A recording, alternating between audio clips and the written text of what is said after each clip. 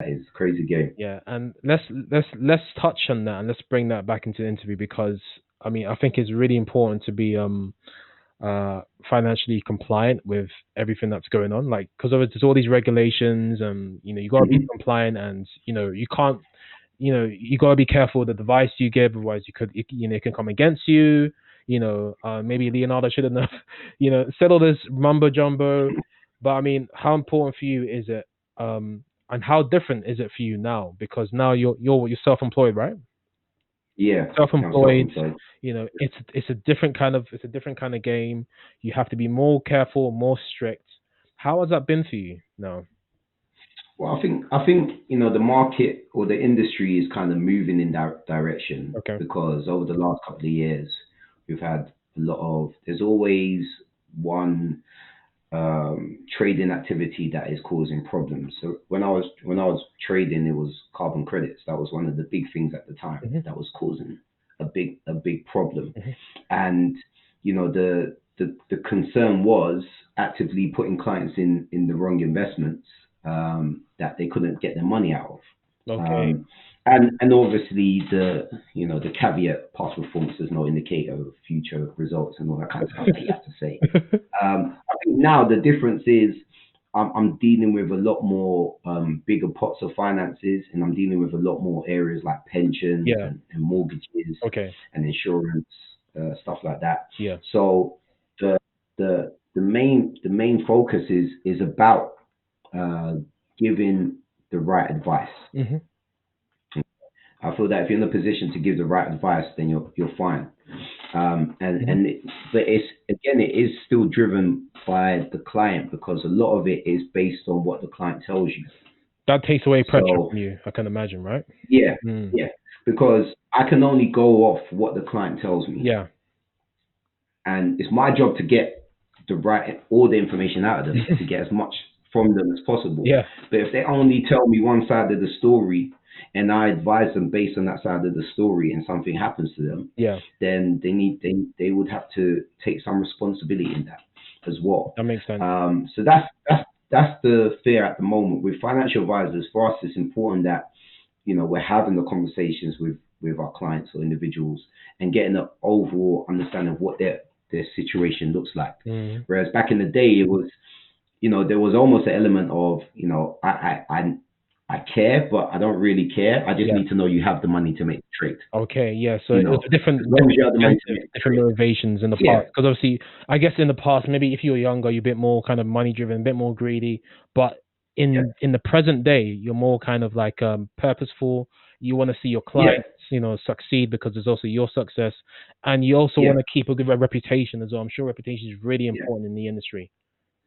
Yeah, I think for me at the moment, and just in general, with being a financial advisor, reputation Yeah, is very important because you ultimately want your clients to be able to speak highly of you, yeah, and you want to provide them. This is about service. yeah, This is about me servicing my clients. yeah, So I want to provide them a proper service so that if they are in a position to speak to someone, they can say, look, I've got a good financial advisor. Michael knows what he's doing. He's helped me with this. yeah, If you need some help, go to him. And it's a similar thing with, we do that with accountants. yeah, If you have a good accountant, someone has a problem, say, look, I've got a good accountant, go here, go speak to him and he will sort that out. It's the yeah, same thing. yeah, You want to have that conversation. yeah.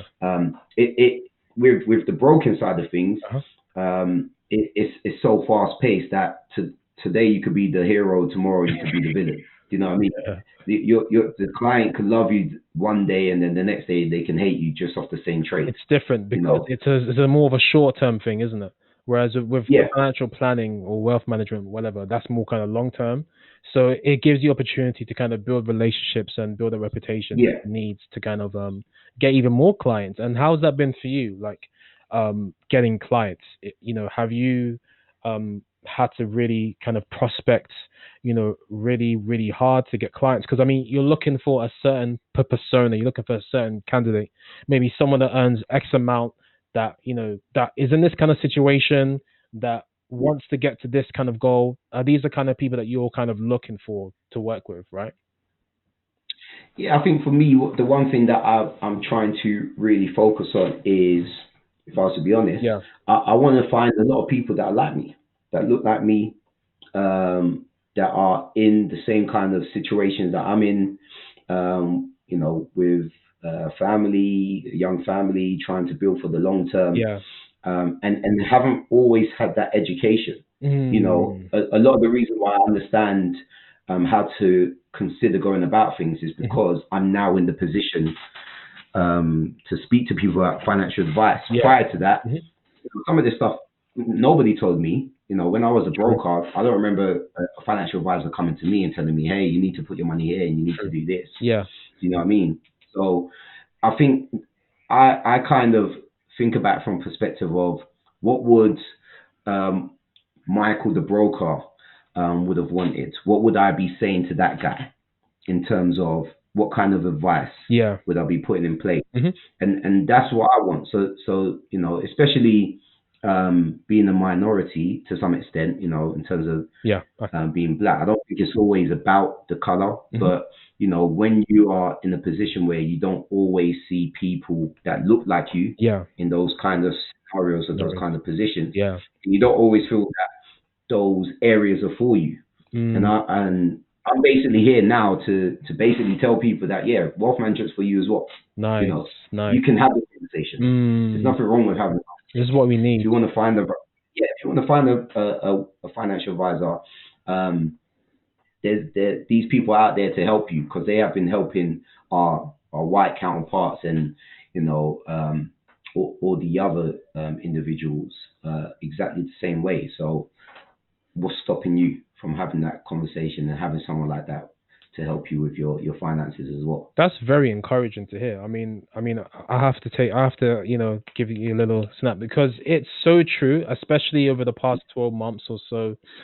We've been in a situation where, maybe black people have, not been portrayed in the best possible light. We've had, Yeah, things against us, and it's important more than ever to have a lot more black role models and a lot more stereotyping being yeah, changed because obviously with black people we need to see that we have access to everything that the white person has access to. yeah, That if you have a family, if you're married, and you've got money, just because a lot of white people have financial plans doesn't mean that you can't. You can also have one too. But I really like the point that you mentioned where you want to work with people like you. They're married, they've got kids, maybe they got some money, they don't really know what to do with it, they don't really have a financial education. Because again, you've then carved out your own niche of clients to work with just by doing that. yeah, And that's really, really yeah. inspiring. And I think again for me, the focus is about wealth in the sense of having an abundance of something. So it doesn't necessarily have to be money. For me, the wealth aspect is the mindset, Okay. the mentality. Hmm. So it's not just about the money because um, we haven't always been in a position where we were raised with the finances Hmm. to understand how to kind of manage your finances. But if you get into a position where you can understand that now, Yeah. even if financially you're not in a position to do so, you might be able to do so later. Hmm. But more importantly, you might be in a position to pass that on to the next generation, Yeah. so that when the next generation comes, they're ready. Yeah. They're in a position to build up themselves financially and put themselves in a better position. So for me, that's what's important about the wealth side of things in terms of wealth management. It's about the mindset. It's about the mentality Yeah. of what you're doing with your money. And is that your favorite Is that your favorite part of financial planning or management? Helping people to kind of create generational wealth for the future?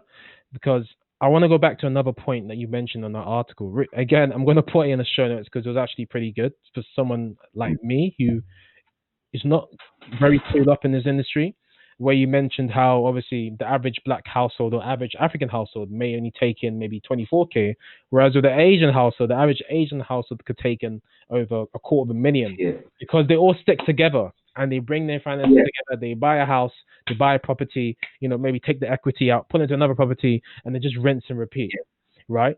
So, yeah. So basically, like, is that your favorite? Is that kind of what you love about what you do? Is that one of the most favorite parts, the whole generational wealth side of yeah. it? think it is because I think we've had these conversations for a long time, and we just haven't really executed it. And that's probably one of our biggest problems. We talk a big game, but we don't execute. And Thank one you. one of the things is that it those sayings like, it takes a village to raise a child.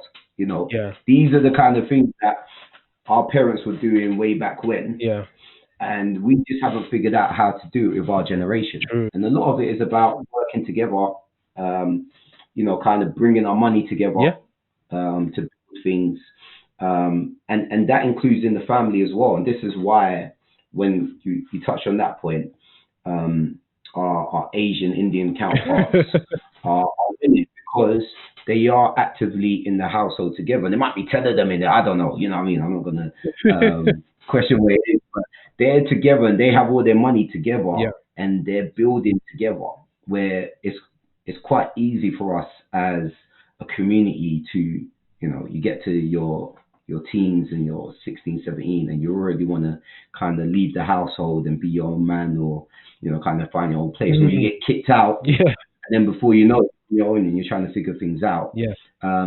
But that's what makes it harder for us to It grow. does. What makes it harder for us to grow? Mm, Because then before you know it, the biggest expense is your rent, yeah, and that's taking a lot of your income already. it's true. So how are you supposed to grow in line with your other counterparts when they're growing together? They don't have to put in as much to generate something, Yeah, and you're having to build everything off your own back. And more importantly, we're seeing this employment gap where we're not always in the position where we're getting the same salaries, or we're getting the same roles yeah, as people that are the same age as us, and in those positions. So that's another thing that we have to deal with, mm, the difference between the salaries as such. yeah. What with black people or just in general? I think in Age. general, Okay. because we're talking about black people, we're talking about men and women, we're talking about it's I would say mainly those kind of scenarios. In terms of black people, Hmm. we're now starting to move into those roles Okay. where we're starting to earn those finances, Yeah. and I think now it's about how best to kind of utilize that, because we're still not doing things collectively. Yeah. Um, so it's a tricky one. It's a tricky one. I don't think it's going to be something that just happens overnight, but Yeah. I think I always I did a podcast last couple of months with Facebook. We were talking about generational wealth, Yeah. and somebody asked what would be some of the things that you would do now, Hmm. and you get the usual, budget and plan for your future and all that kind of stuff. And that was me saying that as well, by the way. But the one thing that I said was talk to your family, talk to your family about finances, Yeah. have the conversation. Yeah. Do you know what I mean? Don't be afraid to have open up and have those conversations. You'd be surprised what you will learn from your parents, or what your parents will learn from you, or what you understand about finances by just having those conversations first. And once you're comfortable with having those conversations first, Yeah. then if you feel like you need to go to an expert, speak to a financial advisor. Mm. Yeah. Nah, that's some practical advice. And as we're getting towards the end of this episode, what other advice would you actually give for someone who's trying to manage or plan for the future in terms of finances? And I think this might be a double-ended question because Yeah. again, I'll probably ask you as well. How has it been for you navigating, being a financial planner in this COVID world where things are a lot more uncertain. I mean, you got the end of furlough coming up. You have potentially the stock market could crash because of what's happening around the world. You have people trying to move to cryptocurrency because they think fiat currency is coming to an end. I mean, there's so much happening right now on the Yeah. market. I could go on and on and on. How has it been for you navigating this financial planning industry in a COVID world for you when there's so much uncertainty?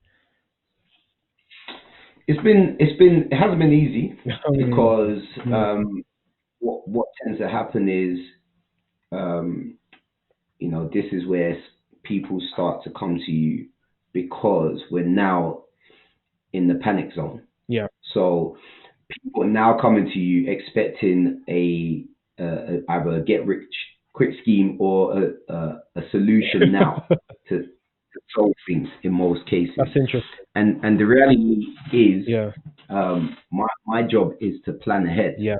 So although I can kind of advise on things that you should do now, the real question that I would ask my clients is, what would you have in place if this was to happen again? That's key. That is key. Because again, I don't think any of us in a million years would have thought this would be the situation that we're dealing with. Yeah. Redundancies, furloughs. I was in one place, I moved from that place to another. Having to deal with that kind of transition in this period of time was tough in itself. Having to get my license again from one company to another, and kind of transitioning there, finding clients again, but not having to run around. Okay. Where I was going back and forth from Bank to Piccadilly to Marylebone, Mayfair, all these other places to go meet people, and now I'm in my house trying to meet people. Yeah. Do you know what I mean? So So nice. it's a big transition. It's just one of those things that you have to battle with. But that would be the focus for me when I'm speaking to people. It's all good and well putting kind of a bandage on top of things now, and if I can do that, brilliant. But what would you put in place if this was to happen again? Okay. That's very interesting. You just answered two questions in one, which is really good, because I asked you about advice and also asked you how are you navigating the COVID world, and through that you've actually given advice. So thanks for sharing that. I try to be efficient. I try my best. No, that was a good answer. That was a good answer. Stack your money. Look at investments. Depending on your situation, I would say take risk. I think in this kind of market, it is worth taking some element of risk. But the main rule I always go by is risk what you can afford to lose. Nice.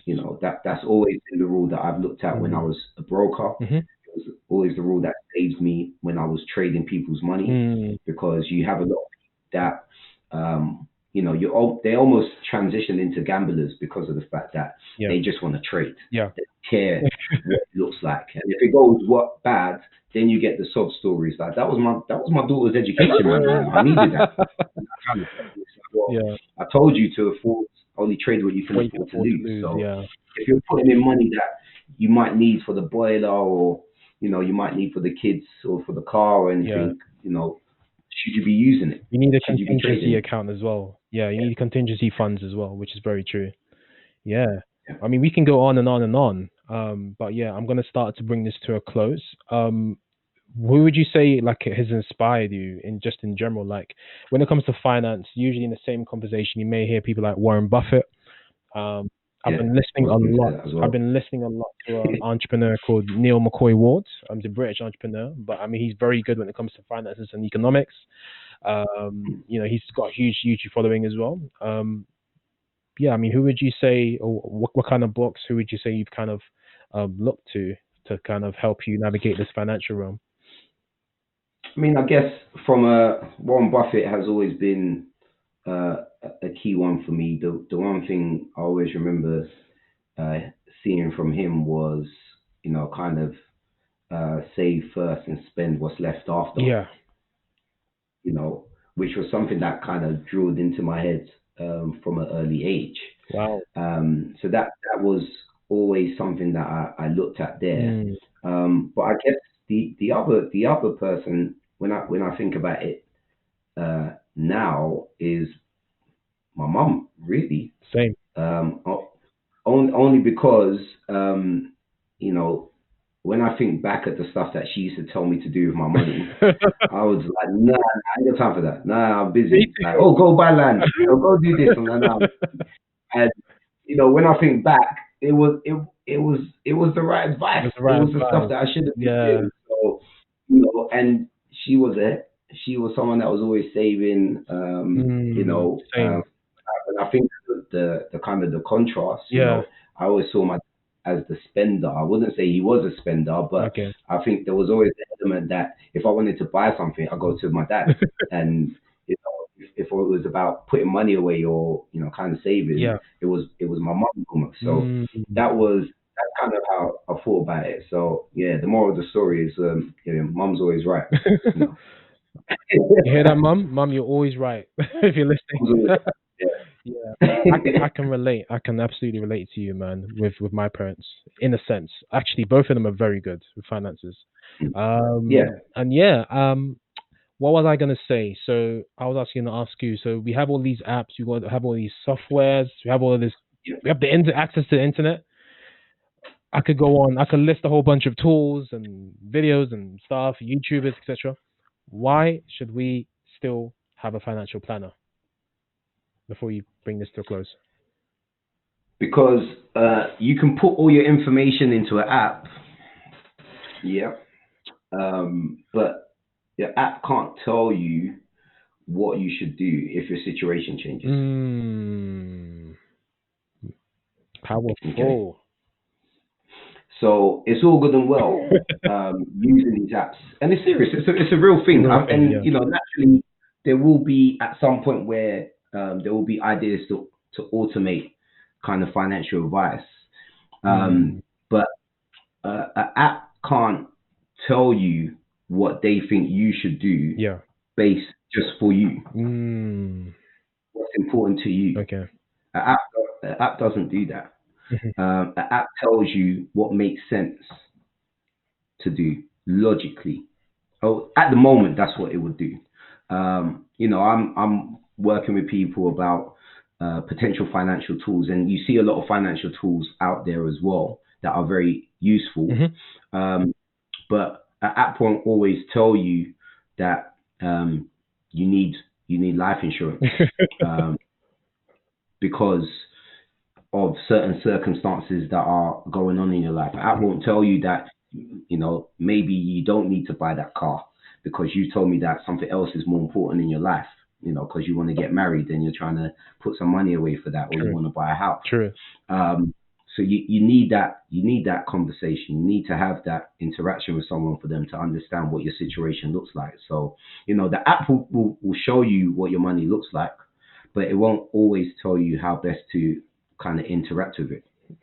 I do agree with you. And I think maybe in the future, like you mentioned, AI disruption could come in that area and, advise people in that area, like how to plan their finances. But for now, they can go to Michael Donkor for that. Okay.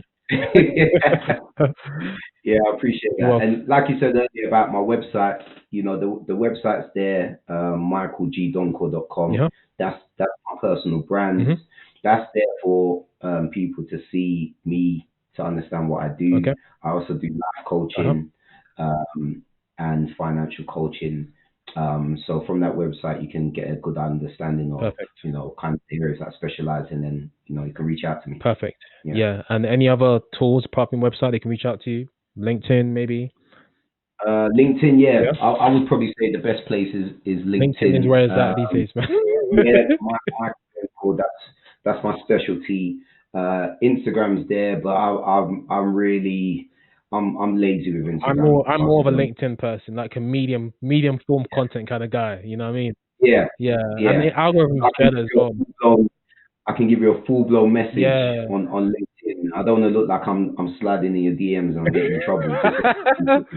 Yeah, and do you still find yourself sliding into potential clients' DMs, like trying to get clients? Is that kind of one way you prospect, like going into? Yeah, I think I am actively speaking to people on LinkedIn to try and introduce myself. I think it's important to always to still do that. I'm still building. I think this game is about building your clients on an ongoing basis. Well, finding the right people to work with. Okay. So it's a normal thing. Yeah. Okay. And the website, just having another opportunity for people to see me and know that I exist, that I'm here as a financial advisor, and if they want to reach out, then happy to have a conversation with them. Yeah, and I feel like your free consultation as well, things like that helps people to reach out to you. because then once they have that conversation with you and they warmed up to you, they're gonna remember you when when they need to use your service and some advice. Yeah, and I think, like you're saying, this is about warming up to the individual. This is about building a relationship, because money is, Yeah, for some people, sacred. You know what I yeah, mean? For it's not easy to just open up to anybody and go, hey, look, this is what my situation looks like. yeah. You know what I mean? So you need to be comfortable with that person. Trust. You're almost forming, you're almost forming a relationship with that Mm, person yeah, to some extent, and relying on them to give you the right advice as well. yeah. So yeah, there is a trust element there, and there is a level of comfort there that needs to be in place as well. Yeah, and I like your approach because obviously with LinkedIn, the amount of dodgy DMs I would get. I mean, I get someone that sends me a whole essay. Hi, my name is this. I do this. I'm amazing at this.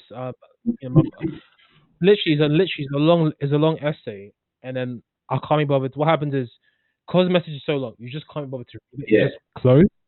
Just close. I hate it because the worst thing is they always start with the nicest sentence, and Yeah, they're like, "Ah, this guy really wants to yeah, like connect with me." And I'm like, hey, I really wanted to connect with you because we work with. And then before you know it, it's like, anyway, I work with this company and we're trading this up, and it's just it's like too much. there's so much there. So it is about trying to figure out how to kind of get into these Yeah, conversations and have the right conversation with people. It's not always easy, not but easy. I think you have to just keep going. You have to keep going and work towards the kind of clients that you're trying to find. 100%. Yeah, As I mentioned earlier. yeah. So yeah, I agree, man, and I think it's important to kind of find your feet, find the approach that works for you and your brand, and find the approach that works for attracting the kind of client that you want to get as well. I mean, sending an yeah, essay LinkedIn is not going to work. You know what I mean? I've even had what people send me messages on WhatsApp. Long messages about how you can make all this money from stock and all this, and then they follow up. The annoying thing is when they follow up with the same essay, and I'm just like, no, I'm not interested. Sorry, man. And then, okay, thanks. Have a good a day. lot of this is about, a lot of this is about Yeah. personal touch. You Mm, know, yeah. I don't want to say old, but I came from an era where you had to pick up the phone and speak to someone. Yeah, same. You had to have a I've been there. conversation. I've been there. Sales. Yeah, do Sales. you know I've what I been mean? there. Yeah. Yeah, you got used to the idea of having that interaction with someone, Yeah. and it was individual specific. Yeah. It wasn't, I remember being in broken and almost looking at scripts. There was elements of scripts that you Yeah. might want to My use. one is yeah. But the one thing that I used to do, and I used to tell the guys that I was working with to do, is the minute they get the phone, just throw the script away, Yeah. because they need to just have the It needs to be conversation. natural. It needs to be organic. Yeah, Yeah. yeah. It needs to be organic. It can't come off a piece of paper, because it's just not going to make sense. Mm. You're going to say the wrong thing at the wrong time, and the person on the phone is going to not understand what the hell you're not interested in anything that you're saying. Uh, So it's all about interaction. It's all about interaction. it is. It is. Yeah. That's the modern day approach. And if I mention Accra to you, just my final question. What Yeah. thoughts, feelings, ideas come to mind? Um, It's weird because it feels like home yeah. when you say that. I've been for a couple of years. I went in 2015. Yeah. Uh, my parents have a place there, so I do have the luxury of, if I can go, stay at their place if I wanted Nice. to. Yeah. But it's weird because I grew up in London. I've always been from Hmm. London, and it's just weird going back or going to Ghana Yeah. and feeling like I'm home. Yeah. It's nothing like If it, that, man. There's nothing. yeah, it's nothing like it. It's nothing like it, and even um, it's just a weird feeling to go there and feel comfortable and Mhm. not feel like you always have to look over your shoulder, regardless of what the situation. Do you know what I mean? Yeah. And coming back to London, I remember I was watching some documentary. I forgot who the guy was, and he was talking about a similar thing going to the Caribbean and feeling that peace and at home. And then when he came back to London, it felt like he had the armor back on him, Oh, for real? and yeah, because it just felt like this isn't where I'm supposed to be a little bit. Even though I'm accepted Yeah, here, there's still always this balance of trying to feel like you're just trying to fit in yeah, almost. it's not the There's same. Yeah, it's a weird one because to be fair, I've had that feeling of trying to fit in when I've gone to Ghana Yeah, at times yeah, because I'm a London boy. yeah. I Um, understand. but there's just an element of just feeling at home. Mm. Yeah, that's the best way for me to describe Home it. is where the heart is, Yeah, man. Home is where the heart yeah, is. Yeah. Michael, thanks for coming in the show, man. Any last announcements before we leave? yeah. Yeah, I guess just from a kind of mental mindset. In this kind of pandemic and with everything going on, you know, just try and focus on the small wins. Mm. I would just say that to everyone. Focus on the small wins. Take one day at a time. Mm. Um, don't let anyone take your shine. I like Um, that. that, for me, that's important. Like, be you. Don't let anyone take your shine. And just keep winning. Basically, just keep winning whatever you do. I like that. That rhymes, man. You really listen to Nas over here. Take it one day at a time. Don't let anyone steal your shine. I love that. It rhymes. Yeah. Michael, you've been a great guest. Once again, guys, make sure you head over to thesoundofaccra.com/Michael Donkor. That's Michael, spelled as Michael, and Donkor, spelled as Donkor. All right? Or just head over to our website, thesoundofaccra.com, smash that show notes button, and you'll be able to find Michael there. Michael, thanks so much for your time, man. I know we've been over. No worries. Yeah, good to see you, man. I Oh, appreciate man. this. Thank you. It's my pleasure. Cheers. Thank